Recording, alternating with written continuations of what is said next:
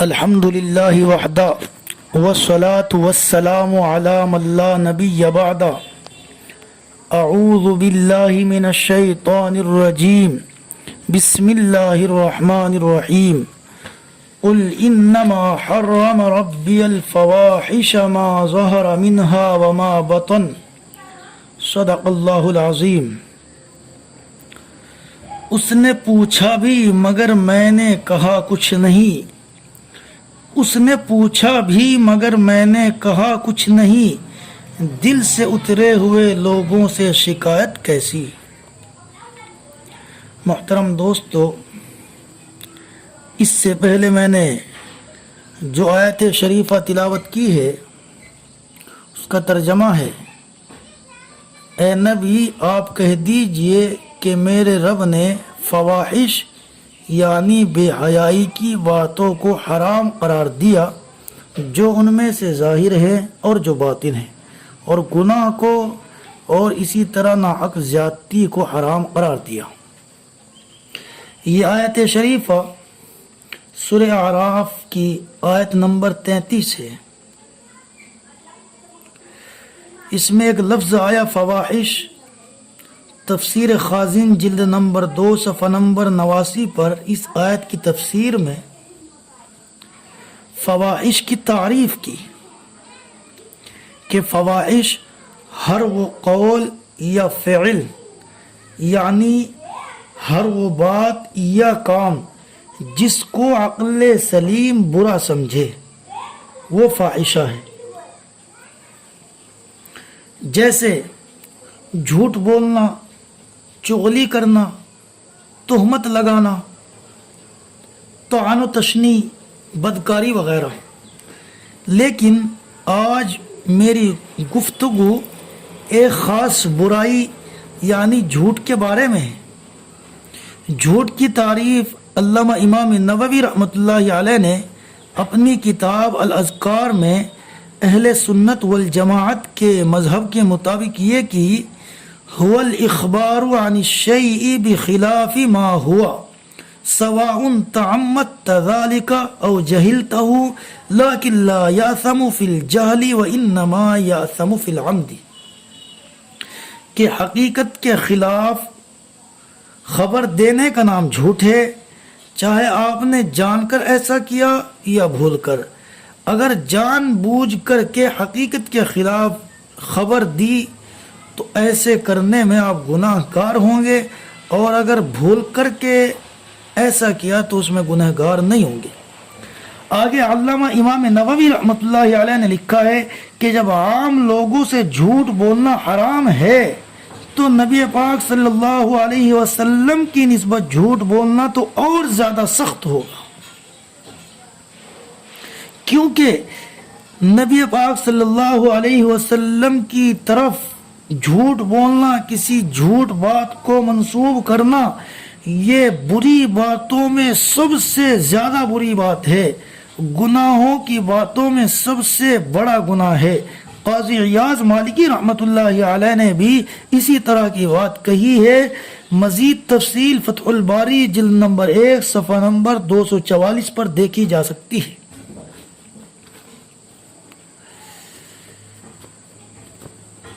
محترم دوستو اور میرے دینی بھائیوں، آج ہم لوگ اپنے دین سے اتنے غافل ہیں کہ ہمیں پتہ ہی نہیں ہم کیا کر رہے ہیں، کیا بول رہے ہیں، کیا سن رہے ہیں۔ دراصل آج کا یہ پروگرام اور آج کے اس پروگرام میں میری جو بات کا خلاصہ ہے وہ یہ ہے کہ ہم رسول اللہ صلی اللہ علیہ وسلم کی طرف کسی ایسی بات کی طرف نسبت نہ کریں جو آپ صلی اللہ علیہ وسلم سے ثابت نہیں ہے۔ اس طرح کی کئی مثالیں میرے سامنے ہیں، چند مثالیں میں پیش کرتا ہوں۔ میں نے ایک صاحب کو اپنی تقریر میں کہتے ہوئے سنا، تخلقوا باخلاق اللہ، اللہ کے اخلاق، اللہ کی صفات کو اپناؤ، اور ان صاحب نے کہا کہ یہ حدیث ہے۔ میں نے حدیث کی سیرت کی مختلف کتابوں میں اس کو تلاش کیا، مجھے کہیں نہیں ملی۔ البتہ علامہ ابن تیمیہ علیہ الرحمہ کی کتاب تلبیس الجہمیہ فی تاسیس بدعہم الکلامیہ، جلد نمبر 6 صفحہ نمبر 518 پر اس جملے کو نقل کرنے کے بعد علامہ ابن تیمیہ رحمۃ اللہ علیہ فرماتے ہیں اس کتاب میں، وَهَذَا اللَّفْظُ لَا يُعْرَفُ عَنِ النَّبِيِّ صلی اللہ علیہ وسلم فی شیء من کتب الحدیث ولا معروف عن احد من اہل العلم بل هو من باب الموضوعات عندهم وإن كان قد يفسر بمعنى صحيح يوافق الكتاب والسنة فإن الشارع قد ذكر أنه يحب اتصاف العبد بمعاني أسماء الله تعالى كقول النبي صلى الله عليه وسلم إن الله جميل يحب الجمال إنه وتر يحب الوتر إنه طيب لا يقبل إلا طيبا۔ اس کلام کا خلاصہ اور حاصل یہ ہے کہ یہ حدیث نہیں ہے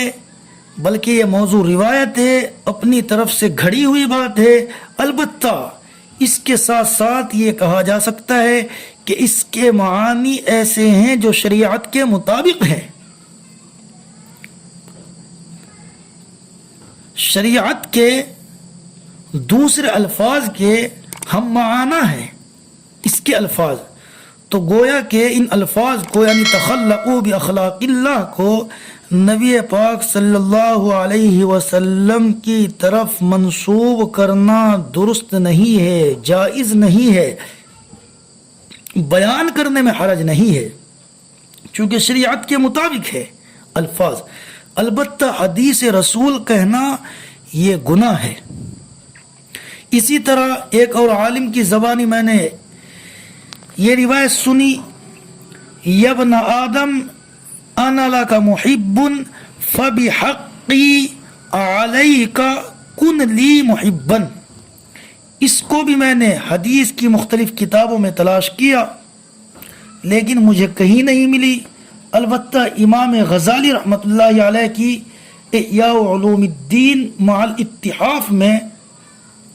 جلد نمبر 9 صفحہ 52 پر بعض آسمانی کتابوں کے حوالے سے یہ الفاظ نقل فرمائے، عبدی انا وحقک لک محب فبحقی علیک کن لی محبا، کہ میرے بندے میرے اوپر تیرے اس حق کی قسم میں تجھ سے محبت کرتا ہوں تو تیرے اوپر میرے حق کی وجہ سے تو بھی مجھ سے محبت کر۔ علامہ زبیدی رحمۃ اللہ علیہ نے الاتحاف میں امام قشیری رحمۃ اللہ علیہ کے حوالے سے نقل کیا کہ میں نے اپنے استاد ابو علی الدقاق کے خط سے یہ الفاظ دیکھے ہیں۔ اس حدیث پر یا اس جیسی دوسری احادیث دوسرے الفاظ پر کلام مجموع فتاوی شیخ الاسلام ابن تیمیہ جلد نمبر 8 صفحہ نمبر 52 پر، اسی طرح الجواب الکافی جلد نمبر 1 صفحہ 145 پر، تفسیر ابن کثیر جلد نمبر 6 صفحہ نمبر 696 پر مکمل بحث دیکھی جا سکتی ہے۔ اسی طرح ایک حدیث میں اللہ کے نبی فرماتے ہیں من کذب علی متعمدا فلیتبوأ مقعدہ من النار، رواہ البخاری عن المغیرۃ بن شعبہ، کہ جس نے جان بوجھ کر میری طرف کسی غلط بات کی، کسی جھوٹی بات کی نسبت کی تو اسے چاہیے کہ اپنا ٹھکانہ جہنم میں بنا دے، یعنی اس کا ٹھکانہ جہنم میں بن گیا۔ اس روایت کو امام بخاری نے، امام مسلم نے اور اس کے علاوہ کئی کتابوں میں روایت موجود ہے۔ اب میں اپنے اصل مقصد کی طرف آنا چاہتا ہوں۔ اس زمانے میں ہمارے مسلمان بھائیوں میں سے ایک بہت بڑا طبقہ الحمدللہ تبلیغ دین میں لگا ہوا ہے، اللہ کا شکر ہے، تبلیغ اور تعلیم یہ ایک ہی سرچشمے کے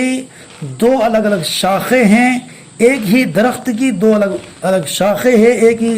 سرچشمے کے دو الگ الگ سوتے ہیں۔ کچھ لوگ تبلیغ دین میں لگے ہوئے ہیں، کچھ لوگ تعلیم میں لگے ہوئے ہیں، الحمدللہ۔ لیکن جو لوگ تبلیغ دین میں لگے ہوئے ہیں عامتاً ان میں عوام الناس ہیں، وہ لوگ ہیں بیچارے جو پڑھنا لکھنا نہیں جانتے ہیں، چونکہ اللہ نے ان کو پڑھنے لکھنے کی دولت سے سرفراز نہیں فرمایا، یہ اللہ کا اپنا کرم ہے، اپنا فضل ہے، جس کو جو چاہتا ہے دیتا ہے۔ لیکن ہمارے بہت سارے بھائی جو ان پڑھ قسم کے ہیں وہ تبلیغ دین میں لگے ہوئے ہیں، وہ بہت ساری ایسی باتیں نقل کرتے ہیں جن کا شریعت میں محمد صلی اللہ علیہ وسلم کی طرف یا کسی کے تعلق سے کوئی واسطہ نہیں ہے، لیکن وہ سنی سنائی سنتے کچھ ہیں وہ اور بیان کچھ کر دیتے ہیں۔ کچھ غلطی بیان کرنے والا کرتا ہے، کچھ سننے والا، پھر وہ آگے سننے والا اور غلطی کر دیتا ہے۔ بات یہ کہ وہ اتنی حد تک بڑھ جاتی ہے کہ شریعت کا اس سے کوئی لینا دینا نہیں رہتا۔ اور اگر میری بات بری لگے تو جو لوگ تبلیغ دین میں لگے ہوئے ہیں وہ تعلیم و تعلم سے کچھ بھی تھوڑا سا بھی اگر وہ تعلق رکھتے ہیں تو ان کو ان باتوں کا بخوبی علم ہے۔ جبکہ اللہ کے حبیب یہ فرما رہے ہیں کہ جس نے کسی غلط بات کی، جھوٹ بات کی میری طرف نسبت کی تو اس کا ٹھکانہ جہنم ہوگا۔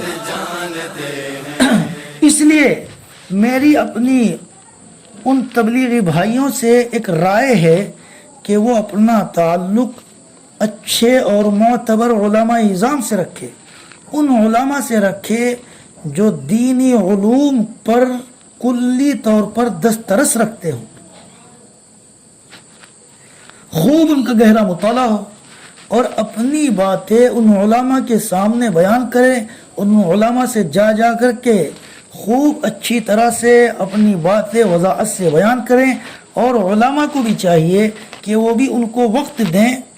میں یہ نہیں کہتا کہ آپ تعلیم و تعلم چھوڑ کر کے، درس و تدریس چھوڑ کر کے جماعت میں نکل جائیں، بلکہ اپنے مقام پر رہتے ہوئے، اپنی جگہ رہتے ہوئے یہ جو طبقہ ہے اس کے مکمل طور پر رہنمائی کریں۔ اگر ان کی رہنمائی نہیں کی گئی، یہ بیچارے ان پڑھ ہیں، یہ تعلیم و تعلم سے واقفیت نہیں رکھتے، تو ایک دن ایسا ہوگا کہ یہ ایسی ایسی باتیں گھڑیں گے، ایسی ایسی باتیں بیان کریں گے جن کا دین سے کوئی تعلق نہیں ہے۔ اور یہ بات یاد رکھیے گا کہ اس کے اندر جتنے یہ غلطی پر ہوں گے اس سے کہیں زیادہ ہم لوگ بھی ہوں گے، کیونکہ ہماری بھی ذمہ داری ہے، ہم اپنی ذمہ داری کو سمجھائیں۔ میری ہاتھ جوڑ کر کے درخواست ہے، اگر میری بات کسی کو بری لگے اللہ کی رضا کے لیے مجھے معاف کر دیں، چونکہ میں ایک انسان ہوں، ایک ادنا سا طالب علم ہوں۔ میری اپنی ایک رائے ہے، چونکہ میں نے متعدد لوگوں کے بیانات سنے، تبلیغ میں لگے ہوئے کے ساتھ میں رہا، ان کے بیانات بھی سنتا ہوں، اور کئی لوگوں کے بیانات آج بھی سنے، اور پھر ان کی تحقیق کے دائرے میں جب میں نے ان کو دیکھا تو وہ نبی پاک صلی اللہ علیہ وسلم سے ثابت نہیں، لیکن وہ لوگ نبی پاک صلی اللہ علیہ وسلم کی طرف ان کی نسبت کر دیتے ہیں۔ اس لیے جو لوگ تبلیغ دین میں لگے ہوئے ہیں ان کو اچھے علماء سے تعلق رکھنا چاہیے، اور علماء کو چاہیے کہ ان سے ان کی غلطیوں کو ختم کرے اور ان کی اصلاح کریں۔ یہ میں نہیں عرض کر رہا ہوں کہ تبلیغ میں جائیں، بلکہ وہیں رہتے ہوئے، اپنی جگہ پر رہتے ہوئے، اپنی جگہ رہتے ہوئے ان کی اصلاح کریں۔ حضرت وکیع ابن الجراح یہ بخاری شریف کے راوی ہیں، ان کا معمول تھا کہ یہ صبح کو 9-10 بجے تک بچوں کو قرآن کریم پڑھاتے، احادیث بیان کرتے، تعلیم دیتے احکامات کی، مسائل کی، وغیرہ وغیرہ، اور اس کے بعد یہ بازاروں میں مارکیٹوں میں نکل جایا کرتے تھے اور لوگوں سے کہتے تھے مجھ سے قرآن کریم سیکھ لو، مجھ سے قرآن کریم سیکھ لو، مجھ سے دین سیکھ لو وغیرہ وغیرہ، اور پھر شام کو آ کر کے پھر تعلیم دیتے تھے۔ تو اگر ہم بھی ان کے عمل کو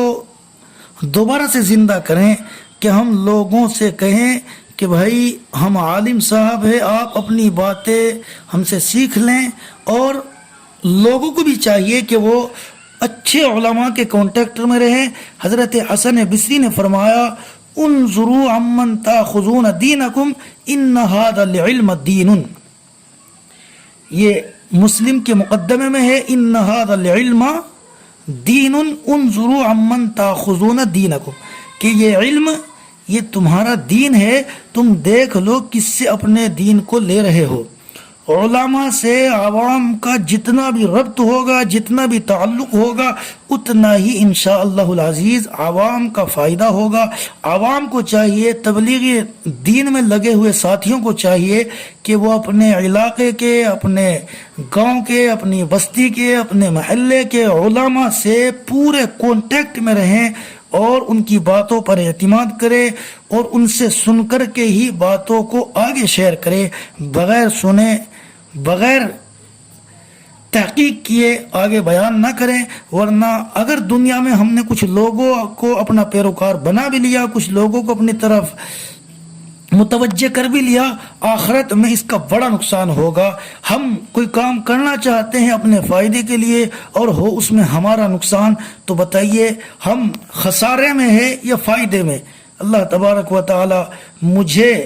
میری تمام لغزشوں کو معاف فرمائے۔ میں نے جو کہا ہے اگر کسی کو برا لگا ہے، اللہ کی رضا کے لیے مجھے معاف فرمائے۔ میں نے اپنی یہ بات اس لیے بیان کی ہے تاکہ امت کے سامنے بھی اور علماء کے سامنے بھی ایک بات میں عرض کر دوں، تاکہ قیامت کے دن میں پکڑ سے بچ جاؤں، میں کہہ دوں اے اللہ میں نے تو کہا تھا، میری بھی ساتھ میں جتنا تھا میں نے کوشش کی تھی۔ اللہ مجھے معاف فرمائے، پوری دنیا کو معاف فرمائے، آپ حضرات کو بھی اللہ تبارک و تعالی معاف فرمائے، اپنے دین کی خدمت کے لیے قبول فرمائے اور اپنے دین کی صحیح رہنمائی فرمائے، امت کی صحیح رہنمائی کرنے کی توفیق عطا فرماوے، آمین۔ وآخر دعوانا ان الحمد للہ رب العالمین۔